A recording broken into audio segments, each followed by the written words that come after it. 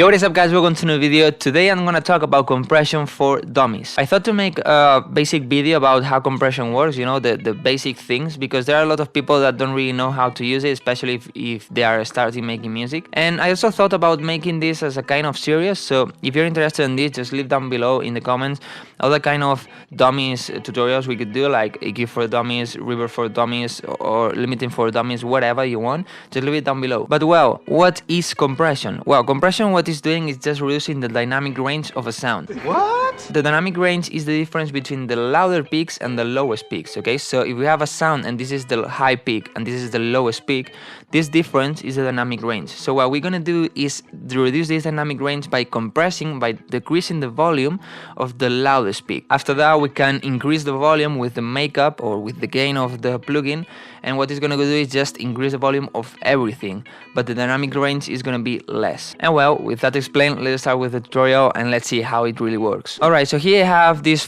compressor, the FabFilter Pro C2, and here I have a sine wave. And I'm going to use this one because, as you can see, we can see the wave and how the compressor is actually working. But if we open the FreeTo compressor, we're going to see that we have the same settings, at least the basic ones, that are the threshold, the ratio, the attack, and the release. The threshold, ratio, attack, and the release.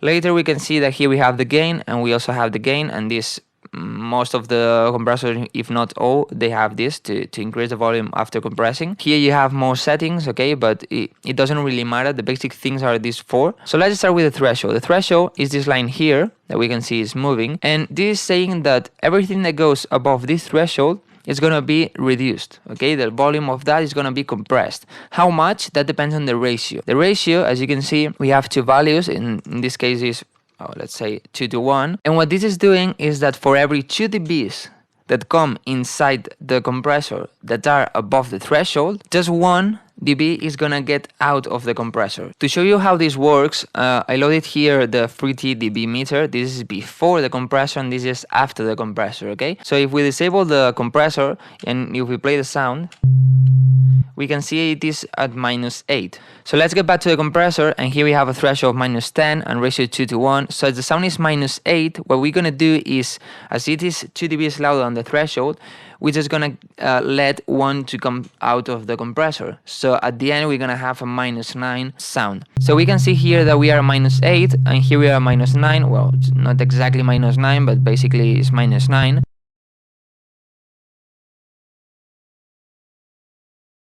Because for every 2 dBs that come inside the compressor, we're just gonna let 1 to come out because of the ratio 2:1. If we apply a 4:1 and we decrease the threshold to -12, as now the sound is also in -8 and we have a difference between the threshold and the sound of 4 dBs, the end result is gonna be just -11, because for every 4 dBs that come inside the compressor, just 1 is going out. Okay, so here we have the -8 before the compressor, and here we have -11 after the compressor. But of course, you don't have to think how much dBs you're gonna be reducing if you have the threshold, that volume, the ratio, and that volume. No, just trust your ears and work with the ratio. As for example, if you don't want to compress that much, just apply a small ratio. If you want to compress a lot, increase it.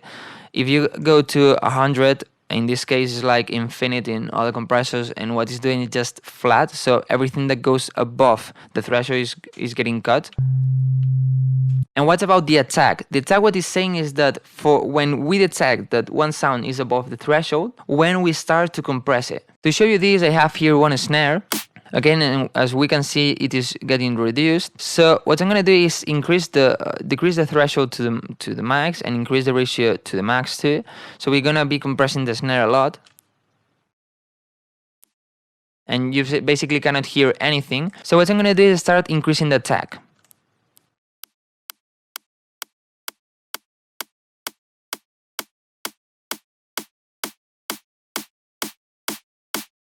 Can you see the difference? So now what we are doing is that we detect that the snare needs to be reduced because it's above the threshold, but we delay this compression, in this case, almost, well, 250 milliseconds. Why do we want this? This can be really good for percussions when we want to give some attack. So what I do is compress to the max and then start increasing the attack until I hear the click.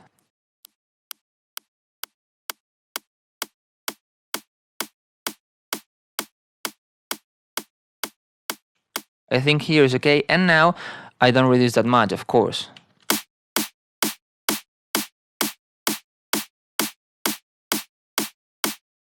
I increase it here the gain, so I match the volumes, and this is without the compressor, and this is with. As you can hear, it has more attack. So this trick is good for percussions when you want to add a bit more attack. And what the release is doing the opposite. When we have to stop the compression after we detected the signal. So now I'm coming back to the sine wave and I duplicate it like this. And what I'm going to do is compress to the max and increase the release a lot, okay? So now it's basically without release. As you can see, it gets back super fast. But what if we have the release to the max? Can you see now how it takes to come back to no compression? It takes a lot more time than this. Okay, so that's what it's doing. And why do you want to touch the release? For example, for percussions, you don't really want to do it because if we have the snare and we have a long release, as you can see, the first one has more attack. Why? Because when we get to the second, or well, to other snares, the thing is that the compressor is still enabled, so we don't want this. In percussion, for example, we want a short release.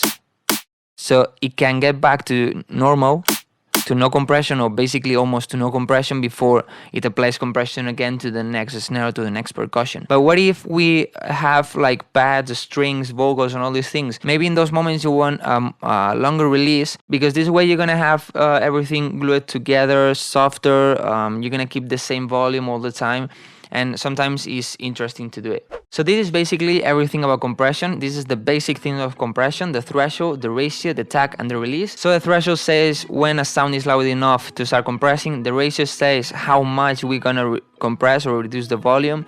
The tag is when we have to start compressing after detecting the sound. And the release says when we have to stop after detecting the sound. And now my advice on compression is that be careful with it. At the beginning, of course, I wanted to use those techniques because everybody was talking about it and it looks super cool and it looks super professional. But at the end, I realized that I was messing around with the attack and the release. At the end, I got percussions that didn't have the same attack or too much attack, and applying this on leads maybe makes the lead, if you apply a wrong attack and release, maybe you have like a pumping effect, like if it was a sidechain but without sidechain, you know, it's just the compression.